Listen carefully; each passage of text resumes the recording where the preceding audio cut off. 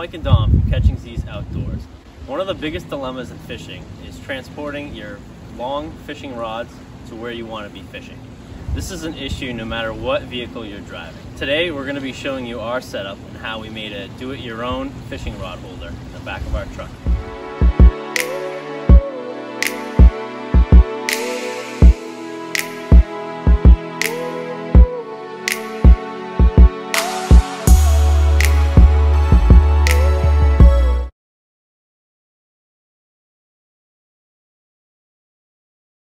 Okay guys, as you can see, I've got 4 rods attached to the top of my truck cap.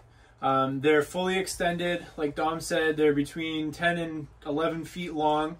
They pass through my back window and into the cab of the truck.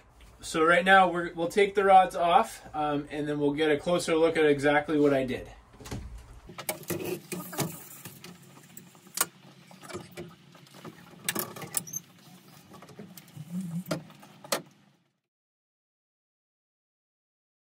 Alright guys, so to start this off, I have a ARE truck topper on the bed of my 2016 Tundra.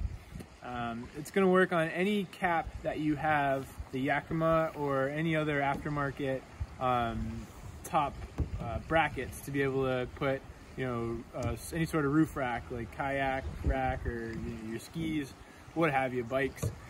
So what I did was, to start off, I pulled back the gasket that covers all the bolting hardware off of the top, and I backed out one of the screws that holds the track down to the top of the truck topper.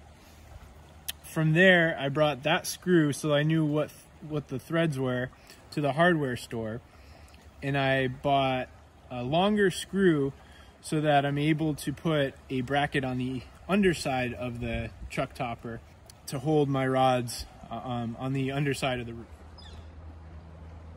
So I put my screw through the roof of the truck topper, and you can see how it is a lot lower than all my other screws that came stock. When you do put your screw through, remember to add some silicone caulking on it so that it stays waterproof. Alright, also when I went to the hardware store, I picked up 2 90-degree brackets. There's 2 holes on each side of the bracket that came stock. And then I also picked up the mop rack, I think is what they advertised it. You find them in like kitchen pantries. Basically they're up on the wall like this, and a lot of times, people will bring their brooms or whatever and clip it down, and it'll just be pointing straight down. So what I did was I bolted the angle brackets up to the ceiling first.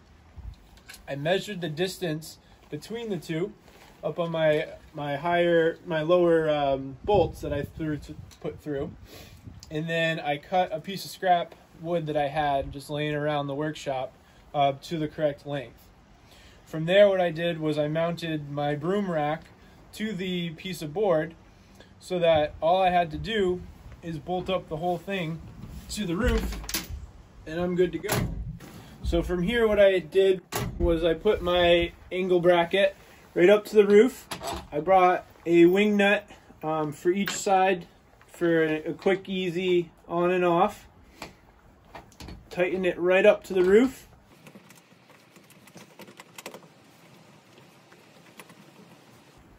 One side.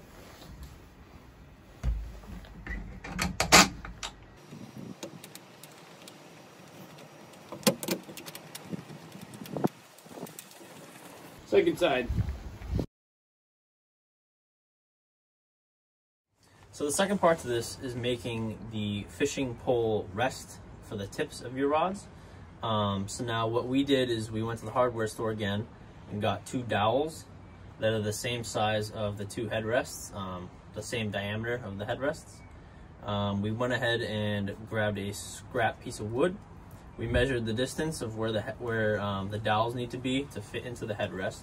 We drilled the holes, we stuck the dowels in, glued them together, and then on the top side we just found some knee pads, or kind of any, like a gym pad, basically any foam that you can cut out to make the shape of the tips of the rods. So we made 4 of them. You can make however many you want. But the reason we do this is we cut them out so that the rods aren't all together banging back and forth against each other.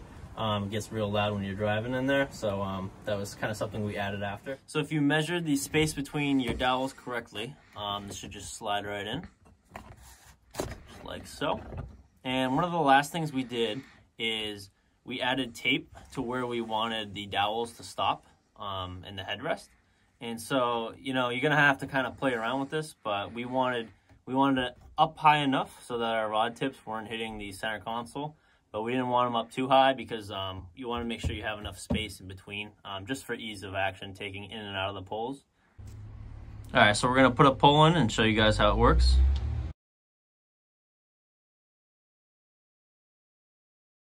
You want to put it in turned upside down so that none of your eyelids hit, and then slide it in and then turn it, and then the eyelids will lock it in place.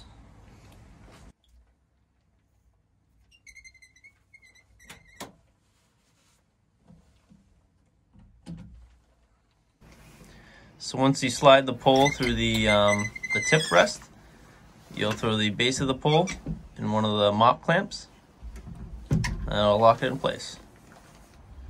So now I just want to give you a once over. You'll see how the rod holders hold the rod right in place there. Take you around the side of the truck.